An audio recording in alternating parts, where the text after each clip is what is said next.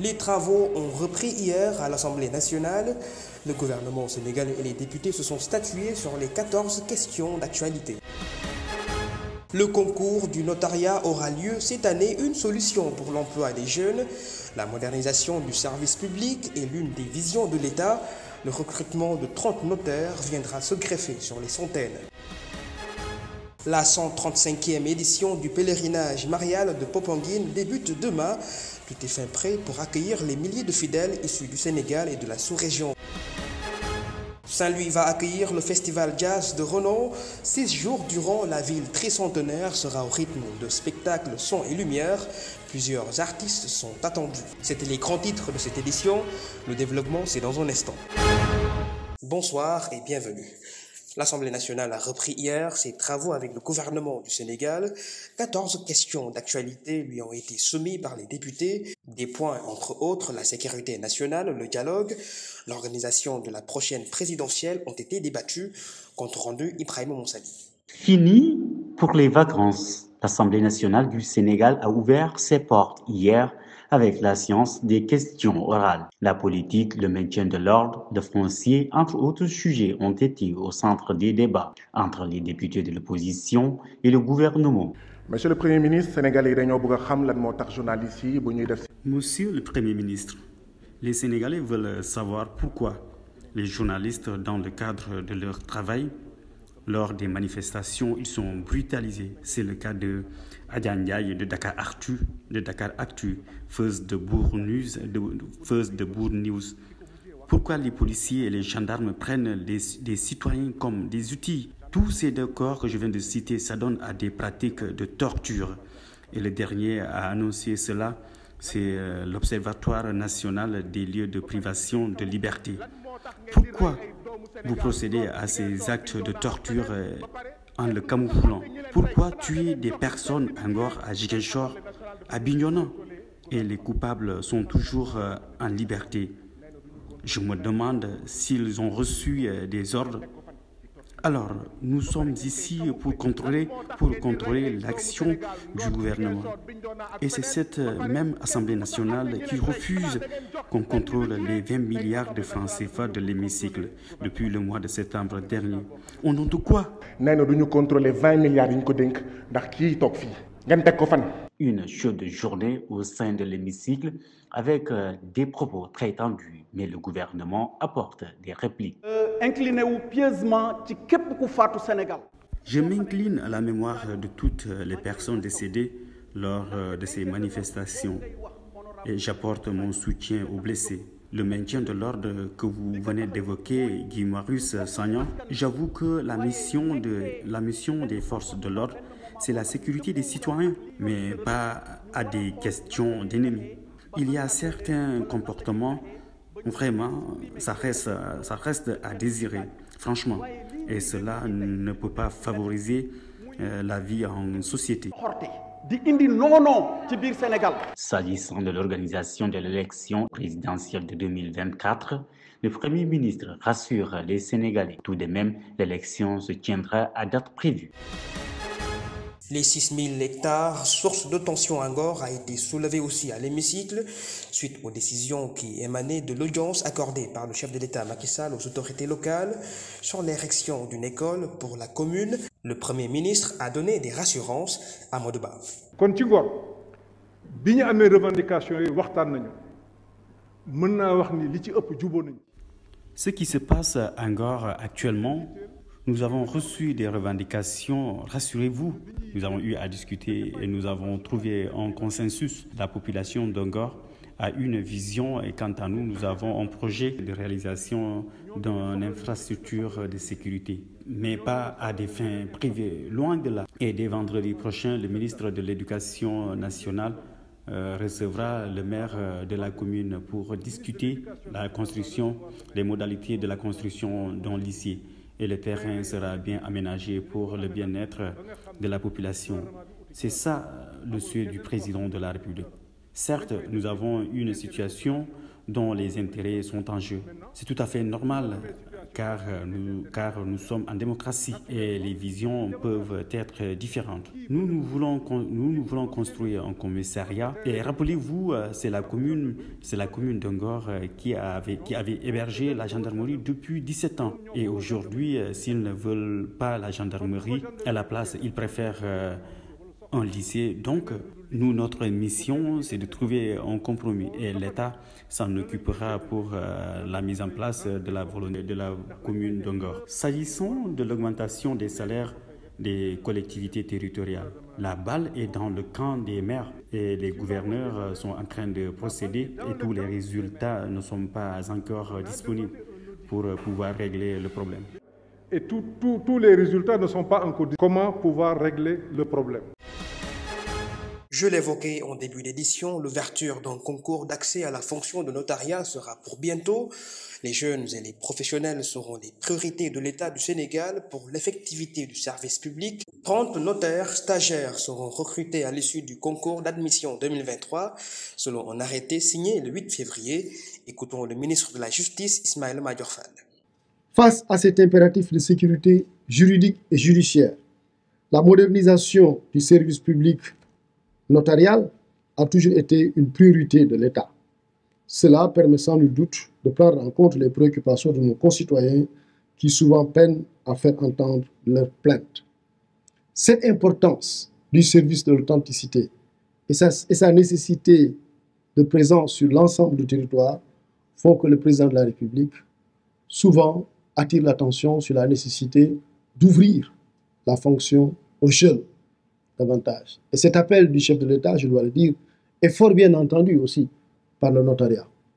Les dernières nominations en sont une illustration et dans quelques jours, voire semaines, il va être aussi organisé un concours pour l'accès aux fonctions de notariat, un concours direct pour les plus jeunes qui vont découvrir la fonction, mais aussi un concours professionnel pour ceux qui sont dans les offices, ceux qui sont dans les cabinets des notaires et qui ont une expérience du notariat.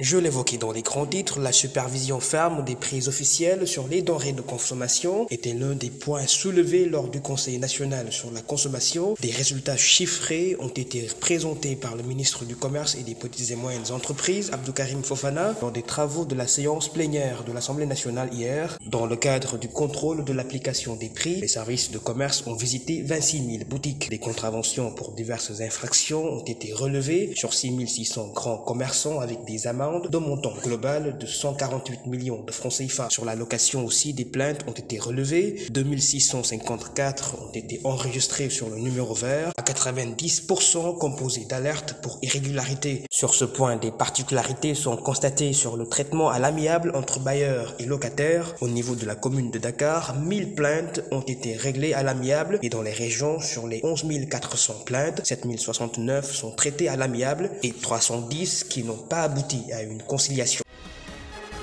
Évoquons une autre actualité de ce jour. Ousmane Sonko en tournée dans le pays pour lancer son combat contre l'injustice. En passant par le PACAO, risquait ne pas avoir à ses côtés sa coordonnatrice adjointe du Némékoutour. Libérée par la suite, Djamila Ibrahima Diallo était soumise à un interrogatoire à la section de recherche de Koloban hier jeudi. Sur sa page Facebook, elle a affirmé être entendue par la gendarmerie qui l'a soupçonnée d'avoir appelé à l'insurrection et d'avoir participé à une manifestation interdite. Dans le camp de Pastef, des interpellations par contre ne sont pas de tout repos chez certains membres. Mohamed Sonko, membre de la jeunesse patriotique du Sénégal, a été placé en garde à vue depuis mercredi dans les locaux du commissariat du 1er arrondissement. Mise en cause et poursuivi pour provocation directe à un attroupement non armé par écrit ou par oral. M. Sonko est déféré ce matin au tribunal de grande instance de Thiès.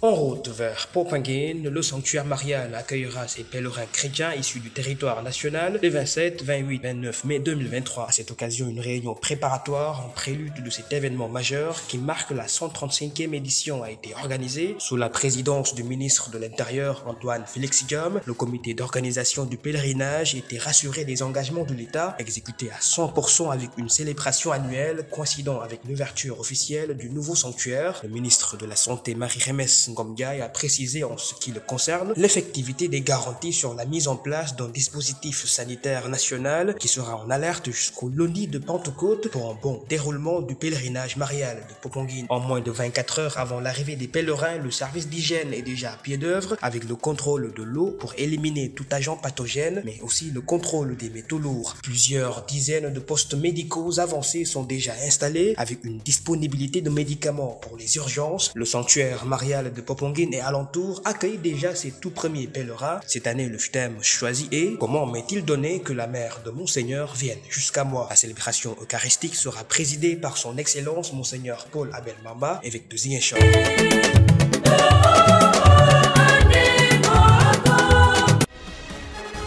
Dans l'actualité toujours, le forum sur la paix se profile à l'horizon car il se tiendra au mois de juillet. Tout n'est pas encore au beau fixe avec des préparatifs en cours.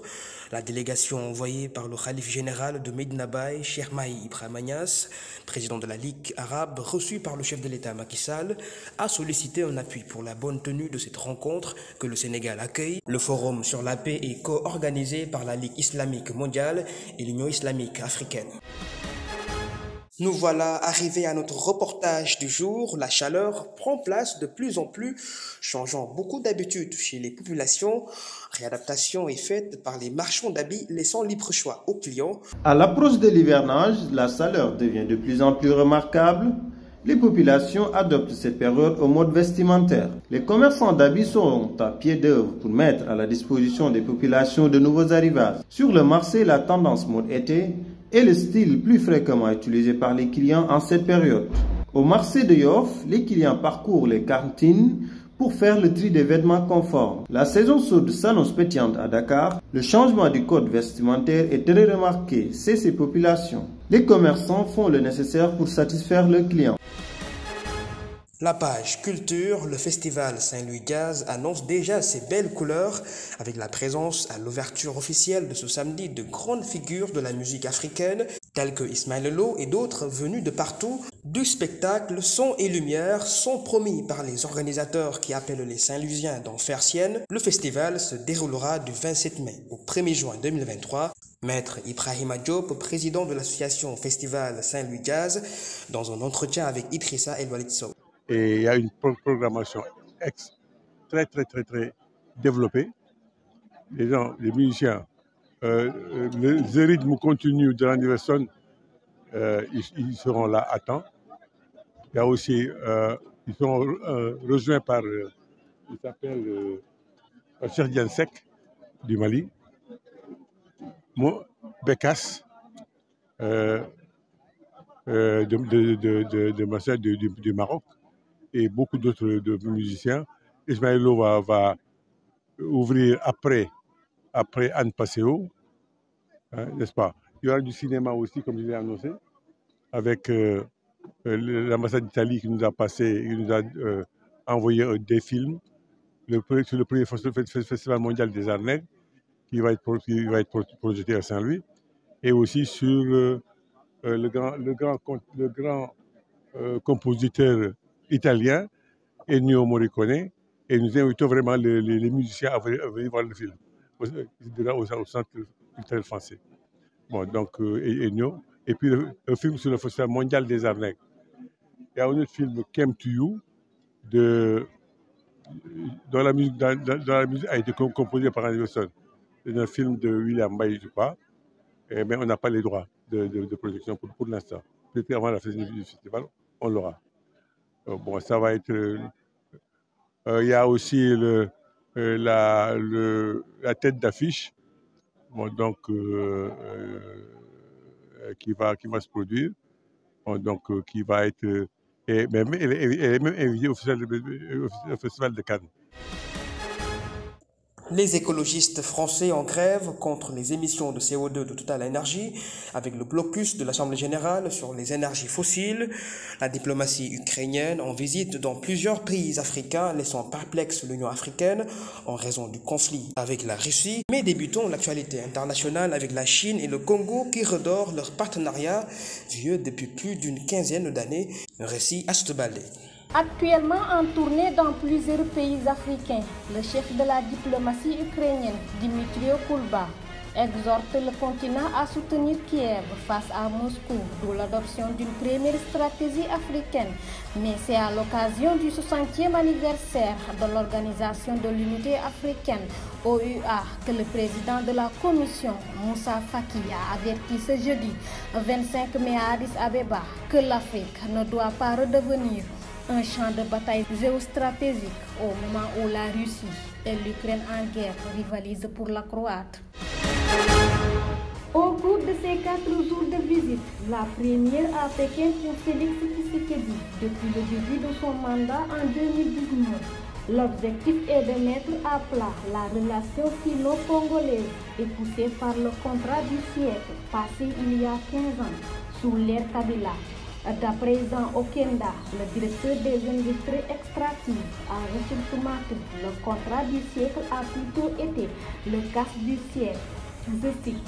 On est en 2023 et on se rend compte aujourd'hui que la Chine n'a déboursé que seulement 30%, soit 822 millions de dollars en infrastructures, routes, barrages hydroélectriques, de Kakabola et Katende, des milliers de logements sociaux, 145 centres de santé. Ces chantiers devaient être faits, mais 15 ans après là, la somme réellement investie par la Chine est restée minimale, selon Jean-Pierre Okenda. L'Assemblée générale annuelle des actionnaires de Total Énergie s'est bien ouverte ce vendredi 26 mai à Paris.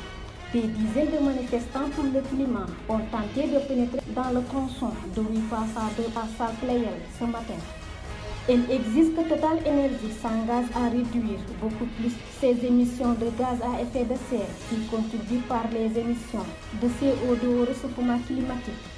Une dizaine d'entre eux qui s'étaient assis devant l'entrée ont été délogés par les forces de l'ordre et des eaux-et-forêts ont eu lieu. La police a fait usage de bombes lacrymogènes pour déloger les manifestants. Et des dizaines de manifestants sont désormais assis aux alentours, Faubourg Saint-Honoré, sentant notamment, je cite, ce qu'on veut, c'est renverser Total.